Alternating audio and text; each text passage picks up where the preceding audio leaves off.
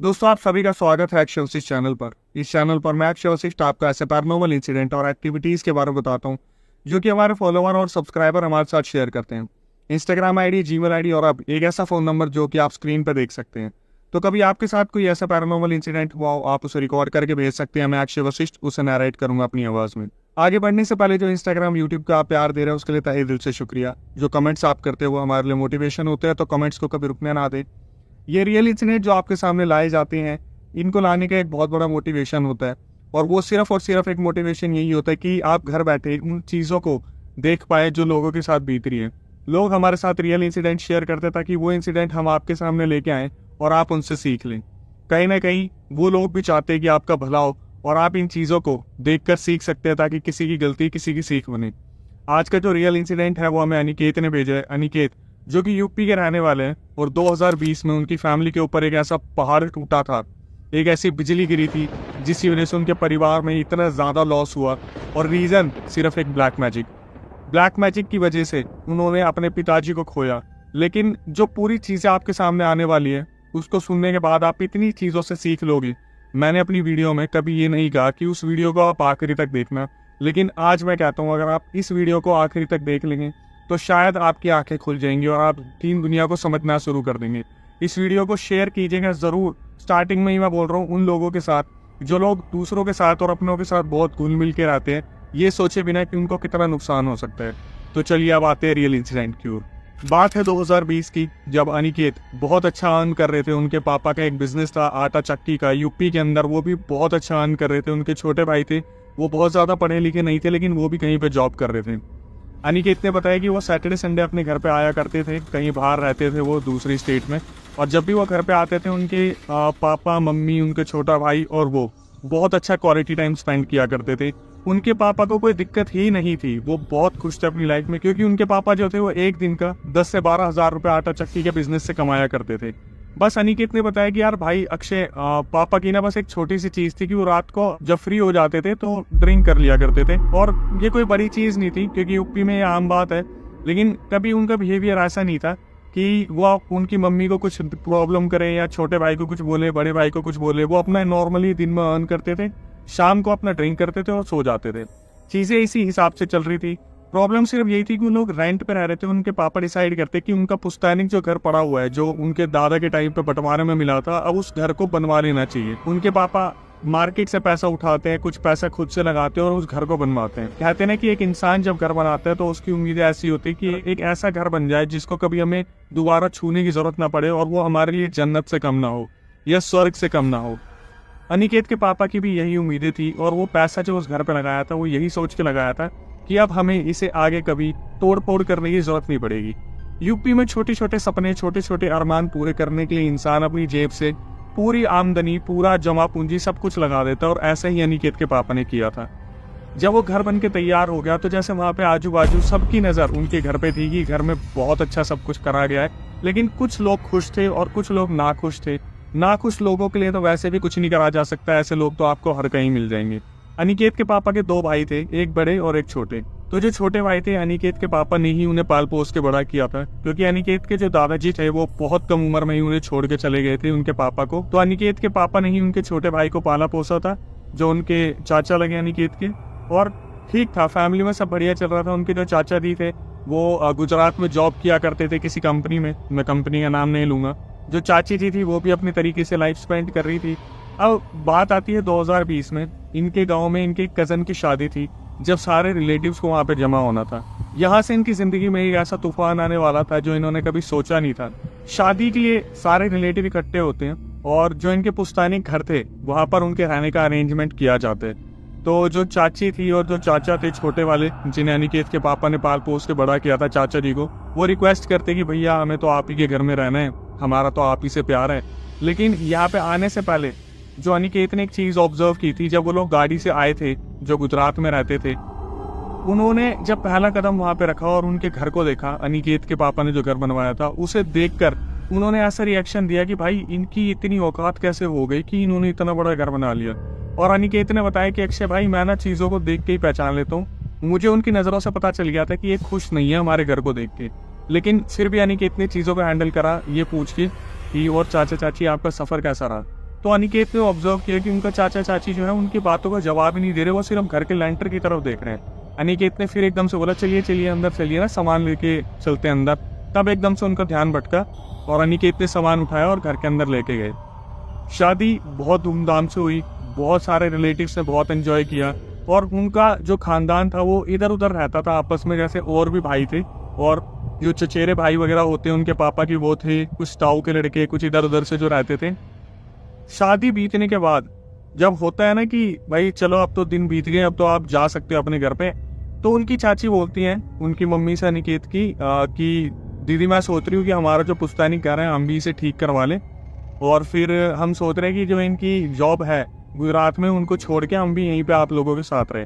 तो अनिकेत की मम्मी ने बोला ठीक है ऐसा है तो कोई दिक्कत नहीं है। अब इस चीज को बोलते बोलते 5 दिन 10 दिन 20 दिन 25 दिन बीत गए और जो अनिकेत की मम्मी थी ऑब्जर्व कर रही थी कि भाई ये ना तो अपने घर जा रहे हैं, जो पुश्तैनी घर है ना उसे साफ करवा रहे हैं, ये इनके घर में डेरा डाल के बैठ गए। जैसे अगर 5-6 कमरे तो एक कमरे में इन्होंने रहना शुरू कर दिया। जो अनिकेत की छोटी चाची थी जब वो बाहर जाती थी तो अपने कमरे पे ताला लगा के चली जाती थी, जो कि अनिकेत की मम्मी को बहुत खटकता था कि भाई हमारे घर में हमने आपको रहने की जगह दी है, आप हमारे कमरे पे ताला लगा के जा रहे हो। जैसे उन्होंने एक बसेरा सा बना लिया। इस चीज को लेके एक दिन अनिकेत की मम्मी की और उनकी छोटी चाची की बहुत बहस होती है कि भाई आप लोग ना तो अपना घर बनवा रहे हो ना यहाँ से जा रहे हो, ऊपर से ताला लगाना शुरू कर दिया। ये चीज जैसे छोटी चाची को इतनी ज्यादा चुभ गई थी, इतनी ज्यादा चुभ गई थी कि उन्होंने इस चीज को अपने दिल पे ले लिया था। अब इसके बाद क्या हुआ, अनिकेत की मम्मी की और उनकी चाची की जो छोटी वाली थी उनकी लड़ाई हुई और जो छोटी चाची थी वो अपने 2 दिन के लिए मायके चली गई। अनिकेत ने बताया कि भाई अब आपको मैं बताता हूँ, जो छोटी चाची का मायका था वो यूपी के बॉर्डर पे एक ऐसी जगह थी जहाँ पर कहते कि किसी भी भूत प्रेत को अगर छोड़ना है तो उस जगह पे जाके छोड़ो। वो एक बहुत बड़ा ग्राउंड है जहाँ पर कम से कम 400 स्केलेटन आपको बंदे दिख जाएंगे। वो एक स्थान देने की जगह है भूत प्रेत को, वहाँ पर उनका मायके है। 2 दिन के लिए वो वहाँ पे जाती है और वापस आती है। एक दिन वो वहाँ पे रहती है और अगले दिन सुबह 5 बजे अपना सारा सामान उठा के अनिकेत के घर से निकल जाती है। तो अनिकेत के पापा मम्मी सब खुश होते कि चलो लड़ाई झगड़ा नहीं बढ़ा, अपने आप ही वो चली गई। और उन्हीं के आसपास जो उनकी पुश्तैनी जमीन थी जो छोटे चाचा को मिली थी वहीं पे जाके वो लोग रहना शुरू कर देते हैं, सफाई वगैरह करवाना शुरू कर देते हैं। इस बात को 2 महीने ही बीते थे जब ये सारी चीजें हुई थी। अचानक से अनिकेत के जो पापा थे उनका व्यवहार बदलना शुरू हो जाता है। तो अनिकेत जो थे वो बताते हैं अपनी रिकॉर्डिंग में कि भाई पापा ने ड्रिंक करना शुरू कर दिया बेहिसाब। मतलब पहले जो वो इवनिंग में करते थे फिर उन्होंने सुबह शुरू कर दिया। सुबह उठते ही वो सीधा ड्रिंक करने पहुंच जाते और पूरे दिन ड्रिंक करते।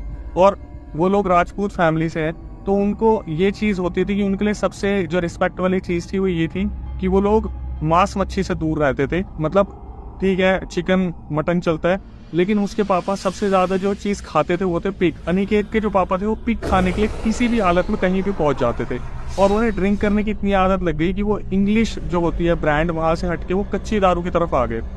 धीरे धीरे उनके जो चक्की का बिजनेस था वो धीरे धीरे लॉस में आने लगा, उनका सामान बिकने लगा, घर में चीजें बर्बाद होने लगी। ये चीजें देखने के बाद कि पापा की एक्टिविटीज इस तरीके से बदल रही है, अनिकेत और उनके छोटे भाई एक डिसीजन लेते हैं कि भाई हमें घर वापस आना चाहिए। थोड़े टाइम तक हम चीजें हैंडल करते हैं, देखते हैं घर कैसे चलेगा कैसे नहीं चलेगा। क्योंकि जो मम्मी थी वो हार्ट पेशेंट थी और ये लोग सोच रहे थे कि अगर पापा से चक्की नहीं संभाली जा रही तो हम चक्की संभालेंगे, हम कैसे ना कैसे चीजों को संभाल लेंगे।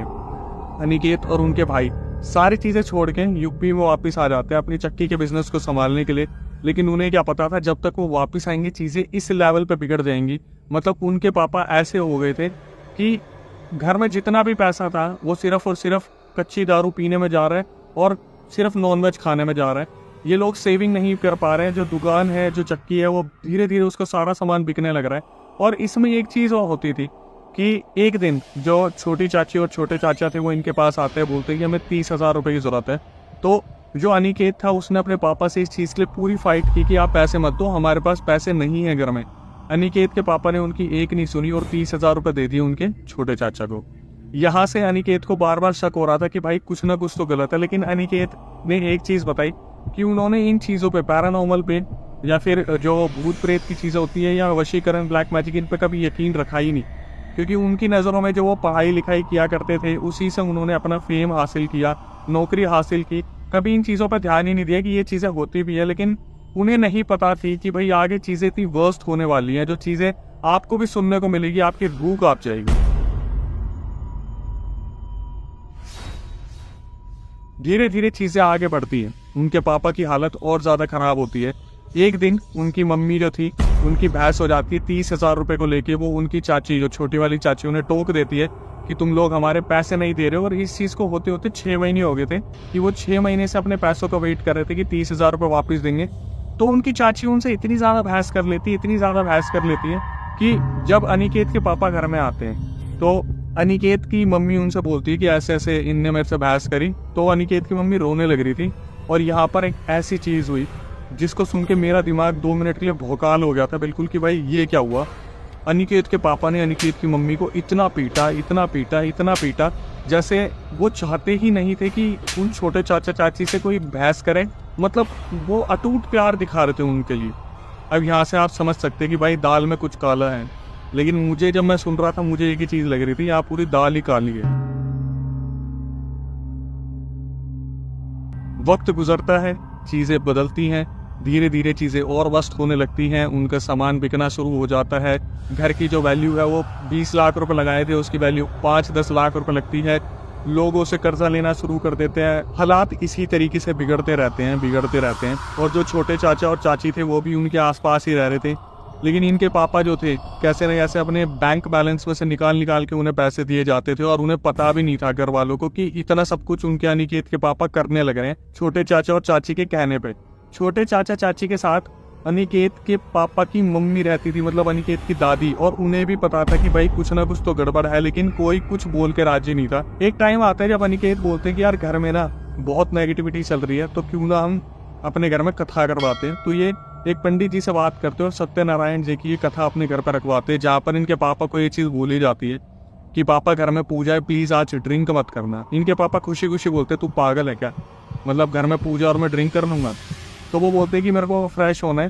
तो वो बोलते कि आप मतलब अपने यहाँ वॉशरूम है उसमें बोलो नहीं, मेरे को खुली हवा में फ्रेश होना है। वो हाथ में माउंटेन ड्यू की एक बोतल उठाते हैं, उसमें पानी वानी भरते हैं। और जैसे बोलते हैं ना कि गाँव में लोग फ्रेश होने के लिए बाहर जाते हैं, तो अनिकेत अपने छोटे भाई को इशारा करते कि जा एक बार पापा का पीछा कर देख कहाँ जा रहे हैं। तो उनके पापा मुड़ के बोलते हैं आप तू मुझे इसी हालत में देखियो कि मैं फ्रेश होऊंगा और तू बैठ के देखियो।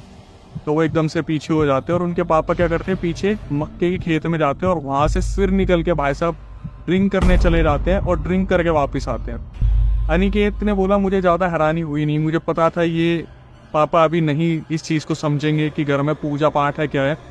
पंडित जी इनके पापा को, अनिकेत के पापा को बोलते देखो भाई साहब घर में पूजा हो रही है, आपने ड्रिंक करके आप मत बैठो। तो उनके पापा बोलते कि ऐसा है जी, मैं अपनी वाइफ के साथ बैठूंगा, क्यों नहीं बैठूंगा मैं, और बैठ जाते हैं।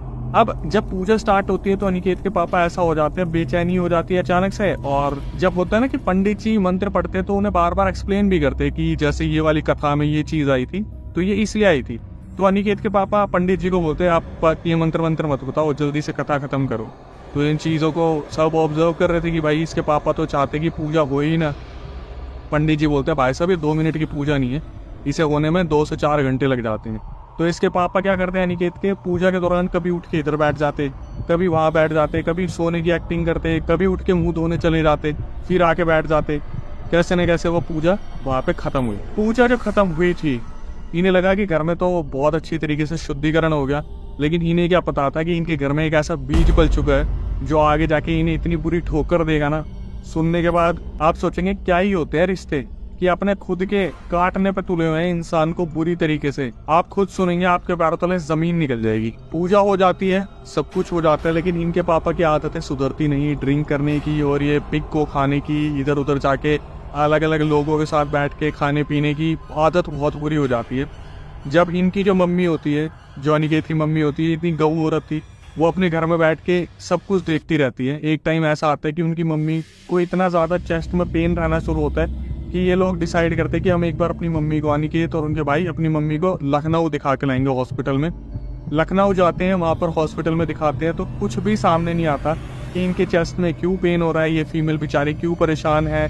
अनिकेत ने बोला कि मैंने 85,000 रुपये लखनऊ में लगाए, लेकिन कुछ भी सामने नहीं आया। ये पता चला कि गैस होती होगी, गैस की दवाई दे दी। और जब तक ये लोग अपने घर पे वापस आए, इनके पापा ने माहौल इतना ख़राब कर दिया, चक्की का सारा सामान बेच दिया, चक्की की मशीनें बेच दी, घर के सारे पैसे ख़त्म हो रहे हैं। घर में मुश्किल से 2-4 हज़ार रुपये रह गए थे। एक दिन अनिकेत अपने दोस्त के साथ बैठे थे तो उनका दोस्त बोलता देख भाई मुझे पता है तू इन ऊपरी चीज़ों पे भरोसा नहीं करता, लेकिन एक बार ही सोच कि तेरे पापा ऐसे थे नहीं, ना तेरी मम्मी ऐसी है, ना तू ऐसा है, ना तेरा भाई छोटा वाला ऐसा है, तेरे घर में ये हो क्यों रहा है यार। और ये बात थी शायद वेडनेसडे था उस दिन, जिस दिन ये लोग बैठ के बात कर रहे थे। तो अनिकेत के दोस्त बोलते कि सुन भाई, संडे को ना अपने घर से दूर, यहाँ 3 किलोमीटर 4 किलोमीटर दूर एक बाबा बैठते हैं, गुरुजी बैठते हैं, और उनका बहुत नाम है भाई। तू एक काम कर, तू ना चेक करवा ले इस संडे को कि तेरे घर में कुछ है या नहीं है, किसी ने कुछ कर तो नहीं रखा। अनिकेत फिर भी यही बोलता है, अरे भाई ये सब चीज़ें नहीं होती, मैं इन चीज़ों को भरोसा नहीं करता।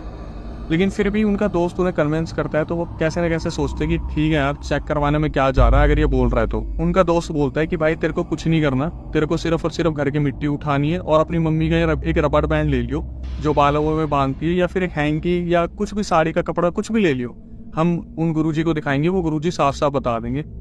उनका प्लान बनता है कि वो संडे को जाएंगे वहाँ पर। सुबह 5 बजे निकलना था, वो गुरुजी के पास लंबी लाइन लगती है, लेकिन सैटरडे को इनके घर पे एक ऐसा ड्रामा होता है, भगवान ना करे किसी के साथ ऐसा हो। सैटरडे को अनिकेत के जो पापा थे वो बोलते कि जो दोनों बेटे वो तो माँ के लाडले हो गए, मेरा ध्यान रखने वाला तो अब कोई है ही नहीं, ना मेरे कोई पैर दबाता, ना मुझसे कोई कुछ बोलता, बस अपनी माँ का ध्यान रखते हैं, लखनऊ से इलाज करवा के लिया है, लेकिन मेरे खान पान का कोई कुछ सोचता ही नहीं है। और ये बोलते बोलते अचानक से वो कुछ एसिड उठाते हैं और वो पी जाते हैं। ये लोग भागते हैं अपने पापा को हॉस्पिटल लेके, जहाँ पर लोकल हॉस्पिटल में ये जाते हैं तो वो रेफ़र कर देते हैं इन्हें आगे जाके बलिया एक जगह है यूपी में, वहाँ तक पहुँचते पहुँचते उनको डेथ डिक्लेयर कर दी जाती है। अनिकेत और उनके भाई सब वापस आ जाते हैं, सारी चीज़ें अंतिम क्रिया वगैरह हो गई। अनिकेत ने बोला कि भाई उस दौरान मैं सुन्न रहता था, मतलब सुन्न मतलब कि क्रियाक्रम के लिए चीज़ें हो रही हैं, मेरे को निलाया जा रहा है, मेरे को धोती बनाई जा रही है, मेरा मुंडन हो गया, मेरी मूछें उतर गई, मेरे को कोई आइडिया नहीं है, मैं बस सुन्न पड़ा हुआ हूँ। क्योंकि मेरे लिए मेरे पिताजी बहुत ज़्यादा थे, क्योंकि अनिकेत पहली औलाद थी उनकी और उनको प्यार भी इसी तरीके से मिला था। अनिकेत गम में चले गए थे पूरी तरीके से। जब उन्हें अचानक से याद आता है कि क्रिया होने के बाद उन्हें याद आता है कि उनका जो दोस्त था उन्होंने बोला था कि संडे को जो है ऐसे ऐसे चेक करवाया जा सकते हैं। 12-13 दिन निकल जाते और संडे आने वाला था, तो अनिकेत अपने दोस्त को फ़ोन करते कि भाई संडे आ रहा है और मुझे ना चेक करवाने कि मेरे पापा के साथ हुआ क्या है, अगर किसी ने कुछ करा होगा तो मुझे जानने की ज़रूरत है, क्योंकि मम्मी के साथ भी कुछ हो सकता है। इस दौरान संडे आने से पहले उनकी मम्मी के साथ एक इतना बुरा झटका होता है। उनकी मम्मी छत पे सो रही होती है, उनके बगल में उनके छोटे भाई और अनिकेत सो रहे होते हैं। तो उनके पास एक छोटा कुत्ता था उस टाइम पे, जो उन्होंने घर के लिए रखा था कि कोई भी रखवाली के लिए होना चाहिए जब वो दोनों घर पे ना हो, कि मतलब कोई ऊंच नीच हो तो वो भौंकना शुरू कर दे कुत्ता, तो अगर हम आगे पीछे होंगे तो पता चल जाएगा, क्योंकि मम्मी बहुत बुरी तरीके से डिप्रेशन में चली गई थी। अब हुआ क्या, उनकी मम्मी छत पे सो रही थी, बगल में अनिकेत और उनके छोटे भाई सो रहे थे। अचानक से रात के 12 बजे कुत्ता भौंकना शुरू करता है बहुत बुरी तरीके से। तो उनकी मम्मी की आंख खुलती है तो कुत्ता उन्हीं की मम्मी की तरफ देख के भौंक रहा होता है। उनकी मम्मी जब मुंह पर करती है तो देखती है कि एक एंटिटी जो फीमेल की फिगर की थी, जिसकी कोई आइज नहीं थी, फेस नहीं था, वो अचानक से उनकी मम्मी के ऊपर टूट पड़ती है, उनको दबाने के लिए, मारने के लिए। अचानक से वो हड़बड़ा रही है, लेकिन जैसे वो स्लीप पैरालिसिस में चली गई है तो वो कुत्ता उछल के क्या करता है, उस एंटिटी के ऊपर हमले करने की कोशिश करता है और अनिकेत के भाई के ऊपर जाके वो कुत्ता गिरता है। अनिकेत के भाई उठते तो वो देखते हैं उनकी मम्मी बेड पे लेटी लेटी शेक हो रही है। वो उन्हें हिला के कैसे न कैसे बाहर निकालते, तो उनकी मम्मी बहुत रोती है, बोलती है कि ऐसे ऐसे मैंने कभी सोचा नहीं था कि मेरे साथ भी कभी कुछ ऐसा होगा, लेकिन मेरे को लग रहा है हमारे ऊपर किसी ने कुछ करवा रखा है। अब अनिकेत के मन में ऑलरेडी चीज़ें चल रही होती है कि हमें तो भाई वैसे भी चेक करवाना ही है कि कुछ है या नहीं है। तो संडे को जब संडे आता है तो सुबह सुबह अपने दोस्त के साथ जाते हैं, जहाँ पर 3 बार उनका एक्सीडेंट होने से बचता है। सुबह 4 बजे धुंध इतनी होती है, कभी ट्रक बगल में से निकल जाते हैं, कभी ट्रैक्टर निकल जाते हैं, वो रास्ता भूल जाते हैं उनके दोस्त। तो अनिकेत बोलते हैं भाई तू तो रोज आता जाता है यहाँ से। उनका दोस्त बोलता है भाई मुझे समझ नहीं आ रहा कि हमारे साथ हो क्या रहा है, मैं रास्ता कैसे भूल रहा हूँ। बड़ी मुश्किल से भटकते भटकते ये उस जगह पहुँचते जहाँ पर वो गुरुजी बैठते थे। तो ये देखते पहले ही 150-200 लोगों की लाइन वहाँ पे लगी हुई है सुबह 5-6 बजे। फिर भी ये लोग हाथ पैर धो के आसपास से बैठते हैं वहाँ पर, और गुरुजी जो अंदर झोपड़ी में बैठे थे ना, दूर दूर तक कुछ नहीं दिख रहा था, इतने लोगों की लाइन लगी हुई थी। गुरुजी अंदर से किसी इंसान को भेजते जो इनके पास आके बोलते हैं कि तुम अब आए हो जब सब कुछ बर्बाद हो गया तुम्हारा। तो अनिकेत को तो तब भी भरोसा नहीं हो रहा था। अनिकेत को लग रहा था इसने पक्का गुरुजी को कुछ बता दिया होगा, इसी ने बताया होगा, ये मेरे को लेके आए यहाँ पे, दोस्त जो है इसी ने कुछ बताया होगा। ये गुरुजी के पास पहुंचते और अनिकेत के वहाँ पे होश उड़ गए। गुरुजी बोलते बैठ, हो गया सब बर्बाद, बाप मर गया, अगर 2 दिन में तेरी माँ को नहीं बचाया ना तेरी माँ भी मर जाएगी। तो अनिकेत बोलता गुरुजी क्या हुआ है क्या नहीं हुआ। घर की मिट्टी को देख के गुरुजी बोलते तेरे घर में बहुत बड़ी विपत्ति छोड़ रखी है और तेरे अपने ही इसमें शामिल है। अब अनिकेत के दिल में जैसे होता है ना कि एक जिज्ञासा जाग गई है कि मेरे को तो जानना है कि घर में हो क्या रहा है। तो वो रोने लगते हैं वहाँ पे कि मेरी मम्मी को बचा लो, मेरी मम्मी को बचा लो। तो गुरुजी बोलते हैं जितने भी लोग आए हैं इनको बाद में बुलाना, मैं इनके साथ इनके घर जा रहा हूँ। अब सामान लेने के लिए, सामग्री लेने के लिए पैसे चाहिए थे। तो अनिकेत के पास सिर्फ 2000 रुपये थे। गुरुजी अपने शिष्य को 4000 रुपये देते, बोलते 6000 रुपये की सामग्री आएगी, लेके आओ और फिर चलते हैं। तो बाइक पे इनके दोस्त आ रहे थे और गुरुजी इनके साथ गाड़ी में आ रहे थे। तो जो गुरुजी आते हैं वहाँ पर वो उनके घर में कदम नहीं रखते, ये सोच के कि उन्हें किसी चीज़ का डर नहीं था। उनका मेन रीज़न ये था कि अगर घर में कदम रखा तो वो जो चीज़ है जो छोड़ी हुई है वो विपत्ति भाग जाएगी कहीं ना कहीं, और जब वो यहाँ से जाएंगे तब वो विपत्ति दोबारा घर में आ जाएगी। गुरुजी घर के चारों तरफ जो है कुछ ना कुछ लकड़ी वगैरह रगड़ते हैं, जो एक तरीके से बांध दिया था उस घर को। फिर वो उस घर के अंदर जाते हैं और बोलते कि इस घर के अंदर तो चीज़ है ही, लेकिन जो आपके पापा की चक्की की दुकान है वहाँ पर भी कोई चीज़ है। फिर अनिकेत के साथ जब वहाँ पे पहुँचते हैं, चक्की वाली दुकान पर ज़मीन की तरफ देखते हैं तो उन्हें पता चल जाता भाई यहाँ पे भी कुछ है। पूरी चीज़ें तो पहले वो खुद ही बता देते कि तेरे पापा बेड इस तरफ करके बैठते थे, तूने उनके जाने के बाद दुकान में इस तरफ कर दिया, ऐसे कर दिया, वैसे कर दिया। तो अनिकेत को भरोसा होता है भाई ये बाबा कोई बहुत सिद्ध बाबा है जिनका बहुत रुतबा है, जो चीज़ें एक एक मिनट में सारी चीज़ें बता रहे हैं। वो बोलते हैं दुकान पे हमेशा झाड़ू लगनी चाहिए और दुकान में कभी गंदगी नहीं रहनी चाहिए, ये दुकान तुम्हें आगे जाके फल फुलाएगी, दोबारा पैसे देगी, अब आ जाओ घर की तरफ। तो घर में जाने के बाद पंडित जी बोलते हैं भाई गंगा जल छिड़कना शुरू करो, घर के अंदर बहुत शुद्धि करनी पड़ेगी। तो उनके रिश्तेदार जितने भी थे जो आसपास रह रहे थे वो झांकना शुरू करते हैं। अनिकेत भी देखते हैं अच्छा सबको पता चल गया कि घर में कुछ होने वाला है, तो जिसका भी हाथ है वो निकल के सामने आ जाएगा।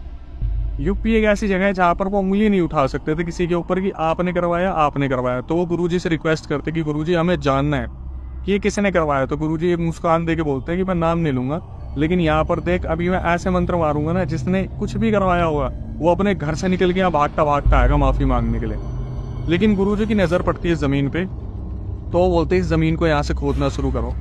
अब जब जमीन खुदती है तो अंदर एक सिलबट्टा निकलता है और उसके अंदर कुछ बाल, कुछ लहसुन थे, कुछ इलायची थी। उसकी फोटो आपको रेफरेंस के लिए दिख जाएगी जो हमसे शेयर की गई थी। उस सिलबट्टे को निकाल के बोलते हैं कि इसको हाथ मत लगाना कोई भी। और गुरुजी वहाँ पर जो है जब यज्ञ चल रहा होता है, जब वहाँ पे आहुति दी जा रही होती है, तो कैसे अलग अलग तरीके से लाल धागे मोली से और लाल कपड़ों से उसे बांधना शुरू करते हैं। एक पीली धोती लेते हैं, उससे फिर उसे पूरी तरीके से बांधते हैं और बोलते हैं कि इसे पास वाले कुएं में जाके फेंकना है ताकि तुम्हारे घर से ये चीज़ छूट जाए। तो फिर एकदम से वो बोलते हैं अनिकेत की गुरुजी मेरे को अभी भी पता नहीं चला कि वो इंसान कौन है जिसने मुझ पर कराया। तो उनको कुछ हाथ पे मोली वगैरह बांध दी जाती है सुरक्षा के लिए और बोला जाता है अब देखो तुम जिसने भी करा होगा वो अपने आप भागा भागा आएगा।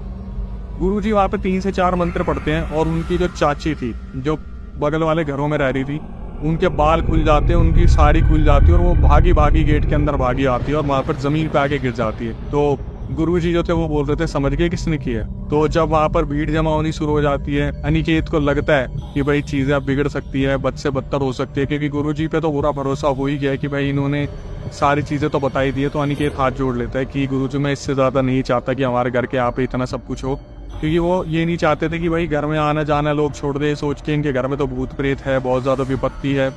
तो गुरुजी बोलते हैं उस औरत को कि सुधर जा, नहीं तो अगली बार मैं तेरे ऊपर कुछ ऐसा छोड़ूंगा ना पूरी जिंदगी तू रह नहीं पाएगी। और ये भी बोलते हैं कि जो ब्लैक मैजिक करने वाले होते हैं, मतलब जो तूने किया है तुझे क्या लगता है तू उससे बच जाएगी, ये चीज़ तेरे ऊपर घूम के आएगी और जब आएगी ना तेरे पूरे परिवार को पीढ़ी को बर्बाद करके रख देगी। जो आने वाली पीढ़ी है तेरी वो औरत उन्हें देखती है और वहाँ से भाग जाती है उनकी चाची। गुरुजी अपने पूजा हवन करके वहाँ से चले जाते हैं। अब यहाँ पर आके मैंने अनिकेत से फ़ोन पे बात की तो अनिकेत ने सारी चीज़ें मुझे बताई कि उनकी जो छोटी चाची है वो मानती नहीं कहीं से कहीं तक, महीने में उन्हें कोई ना कोई लड़ाई करने वाला चाहिए यूपी के अंदर, और उन्होंने पता नहीं कहाँ कहाँ ये ब्लैक मैजिक करवा रखा है। बस उन्हें इस चीज़ का गम है कि जो दादी जी थी उन्हें भी सब कुछ पता था, लेकिन उन्होंने कभी ना तो बताया ना ही उनके लिए कभी स्टैंड लिया। फाइनली जो अनिकेत थे उन्होंने अपने फादर को खो दिया और वो अब उनकी मम्मी को संभाल रहे हैं। उनकी मम्मी काफ़ी गऊ औरत है जो छोटी छोटी चीज़ों को दिल पे ले लेती है, तो इस भार को उतारने में बहुत ज़्यादा टाइम लगेगा। ये इंसिडेंट 2020 में उनके साथ स्टार्ट हुआ था और 2023 तक ये इंसिडेंट चलता रहा। एक इमोशनल चीज़ जो अनिकेत ने मुझे बताई कि जब उनके फादर को डेड डिक्लेयर किया गया था, तो अनिकेत मॉर्ग रूम में पूरी रात वहाँ बैठ के रोते रहे, और जो गार्ड था वहाँ पर उसने बोला कि भाई चले जाओ, मेरी नौकरी पे बात आ जाएगी, हमें इसे लॉक करके जाना है। अनिकेत बस ये सोच के वहाँ बैठे रहे कि पापा ने ड्रिंक कर रखी है, पक्का ये उठ जाएंगे। जो होता ना, इंसान एक हेल्यूसिनेशन में आ जाता है कि नहीं ऐसा नहीं हुआ, ऐसे कैसे छोड़ के कोई इंसान जा सकता है। तो उस जो गार्ड था उसने 2 पुलिस वालों को बुलाया और पुलिस वाले अनिकेत को पकड़ के लेके गए थे। जब चौकी में अनिकेत को ले जाया गया शांत करने के लिए, तो वो पूरी रात वहाँ रोते रहे और पुलिस वाले उसे शांत करवाते रहे। सुबह 4 बजे अनिकेत जो थे सोए और फिर उठ के वापस अपने घर पे आए थे जब पोस्टमार्टम के लिए बॉडी गई थी। भाई मैं यही कहूँगा, अगर आप इस वीडियो से भी सीख नहीं ले सकते ना, तो आप किसी चीज़ से सीख नहीं ले सकते कि आपके परिवार का जो सदस्य है, आपके माँ बाप, आपके भाई बहन के अलावा कोई आपका नहीं है। मैं मानता हूँ हाँ भाई, रिलेटिव्स हैं, आपके आगे पीछे लोग हैं, लेकिन वो आपकी तरक्की से ऐसे जलते हैं ना कि आपकी मरने की कामनाएं करते हैं, और आप ये सोचते हो कि कैसे आप उनको सेटिस्फाई कर दो, कैसे आप उनके कहने पे चलो, या कैसे उनके कहे पे आप जो है स्टैंड ले लो। मैं कहूँगा आप अगर अपने परिवार के लिए कर लो ना, वही बहुत है। आप अपने पितरों के लिए कर लो, वही बहुत है। दूसरों का सोचना छोड़ दो। किसी ने बहुत खूब कहा है कि कुछ तो लोग कहेंगे और लोगों का काम है कहना। अगर हम ऐसे ही सब कुछ देखते रहेंगे तो भाई सीख लो फिर सहना। मैं यही कहूँगा, अनिकेत ने पूरी चीज़ें मेरे सामने रखी, 1.5 घंटे की उनकी रिकॉर्डिंग आई थी, मैंने पूरी सुनी, एक एक चीज़ उनके इमोशंस को फील करा। इसलिए शायद मैं परफेक्टली ये चीज़ इतने प्यार से बता पा रहा हूँ आपको, ताकि आप लोग सीख लो। वो अभी भी कर्जे में है, चीज़ों से बाहर निकल रहे हैं और निकल भी जाएगा। लड़का बहुत अच्छा है। गुरुजी ने बोला भी था कि अगर गुरुजी उस टाइम पे नहीं पहुंचते तो अगले 1-2 दिन में उनकी मॉम की डेथ हो सकती थी, लेकिन सारी चीज़ें टाइम पे संभाल ली गई और यही कहा था अब तुम लोग इन चीज़ों से फ्री हो जाओगे।